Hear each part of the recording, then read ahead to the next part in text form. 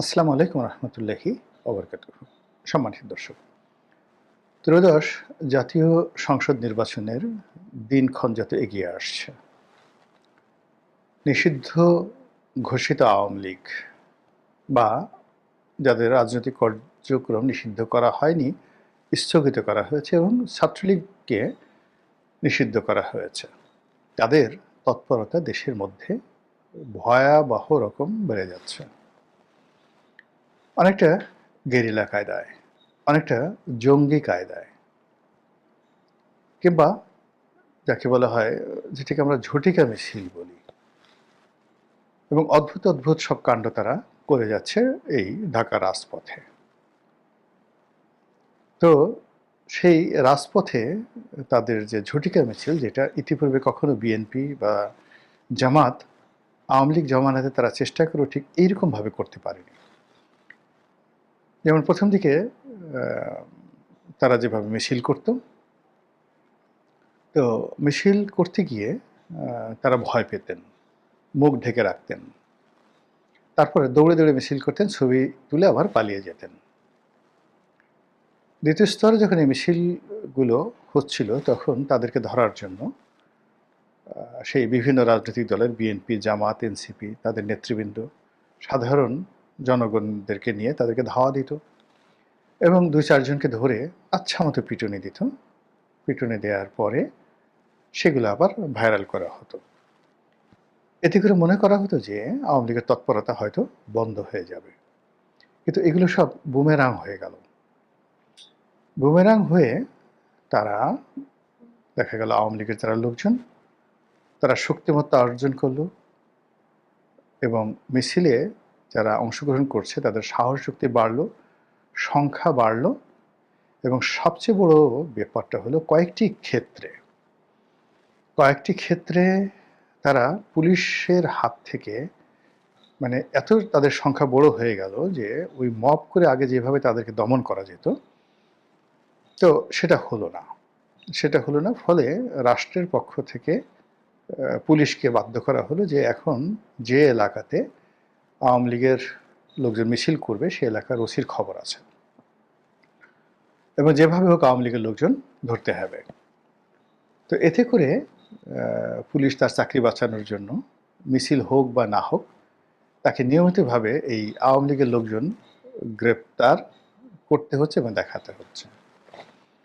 আর এই কাজ করতে গিয়ে অনেক পুলিশের চাকরিও চলে যাচ্ছে। হৃদয় বিদারক ঘটনা ঘটছে। এর কারণ হলো আওয়ামী লীগের লোককে তো আপনি খুঁজে পাবেন না, সে তো পালিয়ে আছে, নিরাপদ দূরত্বে আছে। ফলে আপনি যাদেরকে ধরছেন তারা অনেকে আওয়ামী লীগের লোকজন নয়।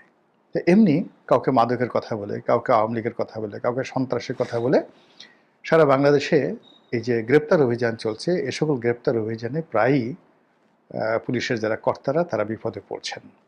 সবগুলো পেপার পত্রিকা আসছে না, কিন্তু যেগুলো পেপার পত্রিকা আসছে সেগুলো রীতিমতো বিস্ময়কর। যেমন ধরো এখন ওই যে বিহারীপল্লী থেকে মোহাম্মদপুর এক লোককে মাদক কাণ্ডে বা মারামারি করার জন্য, সন্ত্রাসের জন্য ধরা হলো। তার ছোট বাচ্চা মেয়েটি রক্ষা করতে এলো, আর মেয়েটার গালে কে যেন একটা থাপ্পড় দিয়ে এলো। এটা নিয়ে রীতিমতো একটা এলাহি কাণ্ড ঘটে গেল। তো এইরকম আবার পুলিশ দুটো ঘটনা ঘটেছে। একটা ঘটনা হলো যে মানিক মিয়া অভিনীত সংসদের সামনে আওয়ামী লীগের লোকজন বিরাট একটা মিছিল করলো। তো ৩টা ভাগে বিভক্ত তারা মিছিল করছিল। এক পক্ষ মিছিল করছিল, আর এক পক্ষ পিছনে কেউ যেন মব তৈরি করতে না পারে সামনে এবং পেছনে, এই জন্য তারা সেই মোটর সাইকেল নিয়ে তারা সেফ গার্ড হিসেবে, ভ্যান গার্ড হিসেবে তাদেরকে সিকিউরিটি দিচ্ছিল এবং সঙ্গে নিঃসন্দেহে দেশীয় অস্ত্রশস্ত্র ছিল।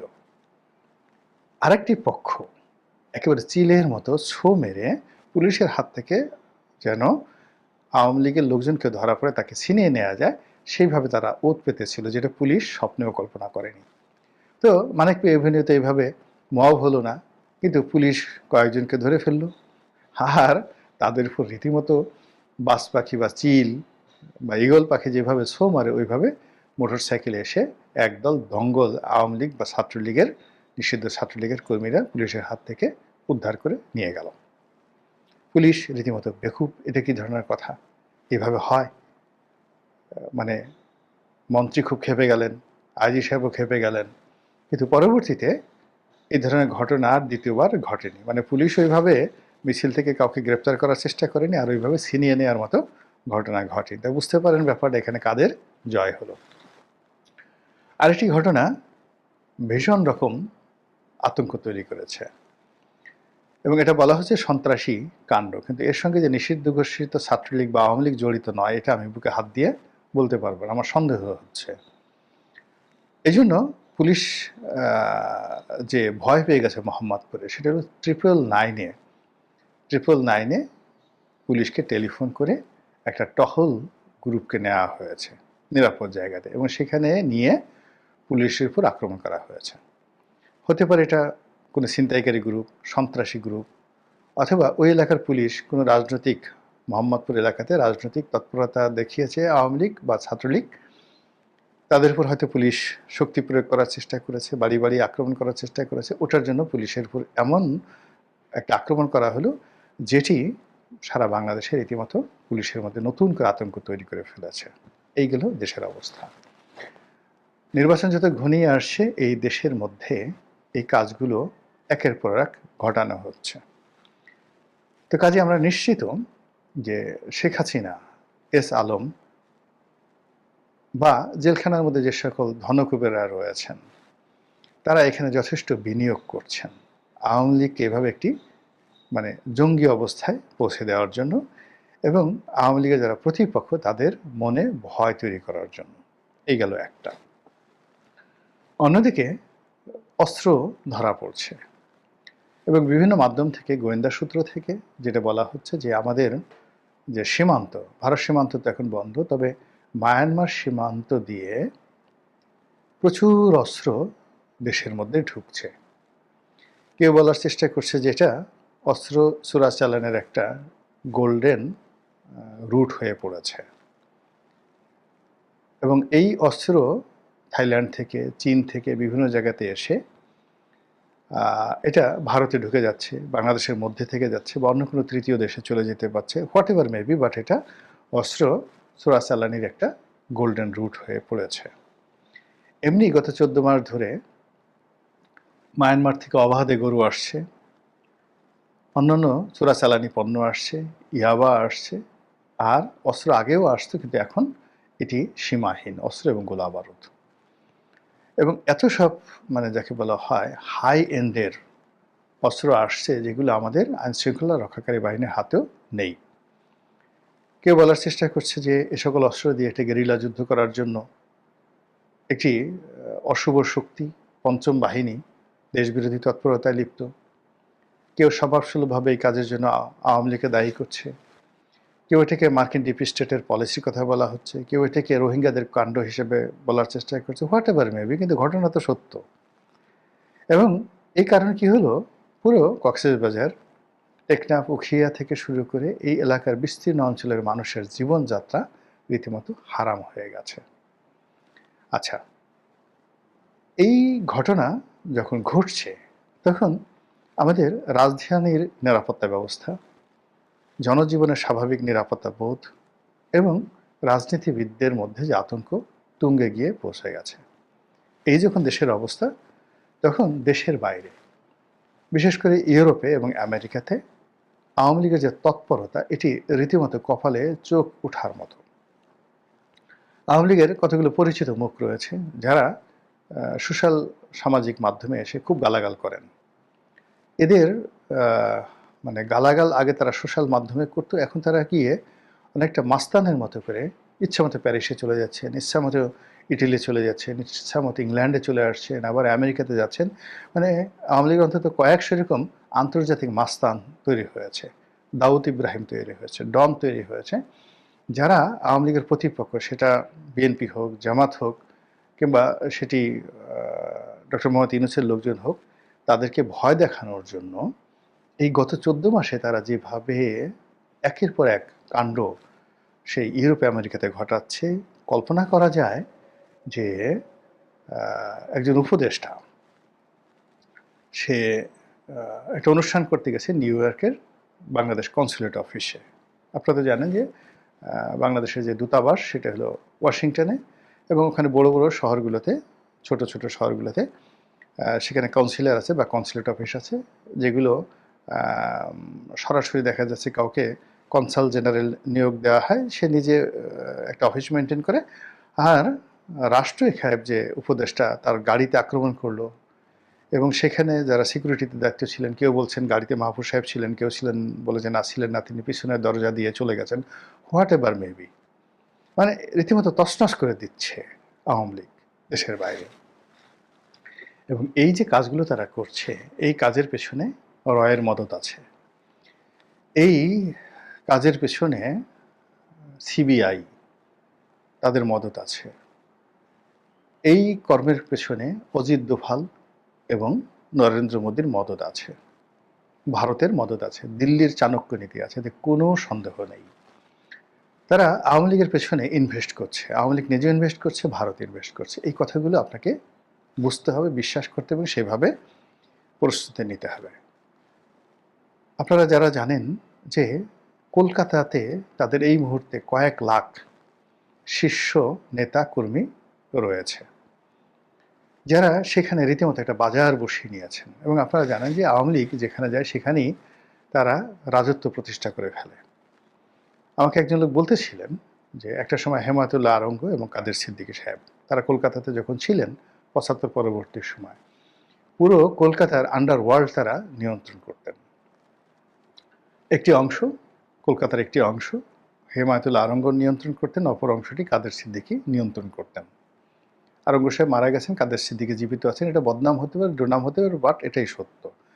আর যে লোক আমাকে বলেছেন সেটা হলো তিনি কলকাতাতে গেছেন এবং একটা নির্দিষ্ট এলাকাতে গিয়ে তার মানিব্যাগ হারানো গিয়েছে। তো সবাই বললো যে এখানে মানিব্যাগ যদি পেতে হয় তুমি আরঙ্গ দাদার কাছে যাও। শিয়ালদহ স্টেশনের তার এই ঘটনা ঘটেছে, তিনি তার কাছে গেলেন এবং সে ঠিকই তারপর দিন তাকে সেই মানিব্যাগ ফেরত দেওয়া হলো। তো এইরকম ছিল আওয়ামী লীগের ক্ষমতা। তো সেই আওয়ামী লীগের ক্ষমতা যদি ৭৫, ৭৬, ৭৭, ৮০ এই সময়টাতে এইরকম হয়, তো এখন আওয়ামী লীগের অবস্থা কেমন হতে পারে? তারা পুরো কলকাতার নিয়ন্ত্রণ নিয়ে নিয়েছে। কলকাতা পুলিশ, কলকাতার আন্ডারওয়ার্ল্ড, কলকাতার রাজনীতি, এবং মমতা ব্যানার্জি বা অমিত শাহ কিংবা ধরুন ওখানে যে সকল বিজেপি নেতা রয়েছেন, তাদের পুরো আওয়ামী লীগের যে কী প্রভাব এই মুহূর্তে ওখানে রয়েছে, সেটা আওয়ামী লীগের লোকজনদের ওখানে ঢলাঢলি দেখলেই বুঝতে পারবেন। সেখানে আওয়ামী লীগ অফিস নিয়েছে, নিয়মিত সেখানে আড্ডা হচ্ছে, চা সিঙ্গারা কস্তুরি, চা সিঙ্গারা ফুলুরি, তারপরে চা কফি, কত কিছু। এবং সেখানে, এবং সর্বশেষ এই যে একজন মেজর জেনারেল বাংলাদেশ থেকে পালিয়ে গেলেন, মিস্টার কবির, সপরিবারে নাকি তিনি পালিয়ে গেছেন, তিনি সেখানে গিয়ে সেই প্রাসাদ বসবাস করছেন। এবং এখানে সামরিক, বেসামরিক, পুলিশের লোক, স্বরাষ্ট্রমন্ত্রী সবাই মিলিয়ে ওখানে একটা মিনি বাংলাদেশ তারা গড়ে তুলেছেন। তাদের অর্থ আছে, পরিকল্পনা আছে, রাষ্ট্রীয় তথ্য আছে, এবং তারা নিয়মিতভাবে স্পর্শকাতর জায়গাতে যোগাযোগ করে যে কর্মকাণ্ড চালাচ্ছেন, তৎপরতা চালাচ্ছেন, তার ফলে মিছিল ক্রমশ বড়ই হয়ে যাচ্ছে। আর এই যে কলকাতা কেন্দ্রিক যে কর্ম, এই কর্মগুলো করতে গিয়ে তারা যশোর, বেনাপোল, খুলনা, ভাঙ্গা, এরপর গোপালগঞ্জ, কোটালীপাড়া, শরীয়তপুর, মাদারীপুর, আলফাডাঙ্গা, বরিশাল এবং ঢাকা, কলকাতাকে কেন্দ্র করে এই কাজগুলো তারা করছে। এই এলাকাতে যারা বিএনপি করেন, এই এলাকাতে যারা রাষ্ট্র পরিচালনার বা রাষ্ট্রের পক্ষে প্রতিভূ, তারা খুব ভালো করে জানেন যে এই সমস্ত এলাকায় এখন আওয়ামী লীগের সেই দুর্দিন নেই। গেল এক। এখন বাকি যে এলাকাগুলো রয়েছে, ব্রাহ্মণবাড়িয়া, কুমিল্লা, এরপরে ফেনী, এই পুরো বেল্ট, এই পুরো বেল্টের উপর আধিপত্য স্থাপন করার জন্য, ইনক্লুডিং নোয়াখালী, তারা আগরতলাকে টার্গেট করেছে এবং আগরতলাতে নতুন তাদের কেন্দ্র স্থাপন তারা করে ফেলেছে বা করতে যাচ্ছে। আপনারা জানেন যে বিরাট একটি অংশ, মানে তারা কয়েকটি জায়গাতে, দিল্লিতে কিন্তু খুব অল্প লোক আছে, আওয়ামী লীগের যে সমস্ত লোক পালিয়ে আছে তাদের একটা অংশ যেমন কলকাতাতে বললাম আছে, ইউরোপ আমেরিকাতে আছে, সেখানে তো ইচ্ছা করলে এই কাজগুলো করা যায় না। কিন্তু মানে আগরতলাতে কিন্তু মানে তাদের দ্বিতীয় গ্যাদারিংটা কিন্তু আগরতলাতে। কলকাতার পরে সবচেয়ে বেশি সংখ্যক লোক পালিয়ে আছে আগরতলাতে। তো এই আগরতলাতে এখন নিয়মিতভাবে কলকাতা থেকে বড় বড় নেতারা আগরতলাতে আসছে এবং আগরতলার লোকদেরকে সংগঠিত করে এই সীমান্তের এপারে মানে আমাদের যে রাজনীতি এবং বাণিজ্যের যে প্রাণ, লাইফ লাইন, সেটা কুমিল্লা, ব্রাহ্মণবাড়িয়া, ফেনী, চট্টগ্রামের আগ পর্যন্ত, একদম সীতাকুণ্ড পর্যন্ত এই এলাকাতে তারা তাদের তৎপরতা বাড়ার জন্য যে প্ল্যান তারা করে যাচ্ছে। আমরা সাধারণ জনগণ এই জিনিসগুলো যদি জানতে পারি, গোয়েন্দারা কি জানেন না? তারা এই কাজগুলো যে হচ্ছে এই ব্যাপারে কোনো প্রতিবেদন বা কোনো তথ্যপত্র কি ডক্টর মোহাম্মদ ইউনূসকে জানাচ্ছেন? সরকারের পক্ষ থেকে কোনো ব্যবস্থা নেওয়া হয়েছে? তারপর বিএনপি বা জামাত যে রাজনৈতিক দলগুলো রয়েছে, তারা কি এই সমূহ বিপত্তি মোকাবেলা করার জন্য প্রস্তুতি নিয়েছে? যদি না নেয় তাহলে বুঝতেই পারেন যে ফ্যাসিস্ট যাদের বিরুদ্ধে লড়াই সংগ্রাম করে 15টি বছর লড়াই সংগ্রাম করে আমরা সফল হয়েছি, যারা এখন আমাদেরকে সেই ছেড়ে চলে গেছেন অন্য একটি দেশে, সেখান থেকে যদি তারা এইভাবে একের পর এক তৎপরতা চালাতে থাকেন, সেই তৎপরতার ইফেক্ট আমাদের জনজীবনে, রাজনীতিতে এবং আমাদের সেফটি অ্যান্ড সিকিউরিটিতে এবং পুরো রাষ্ট্রের অস্তিত্বে কতটা ভয়ানক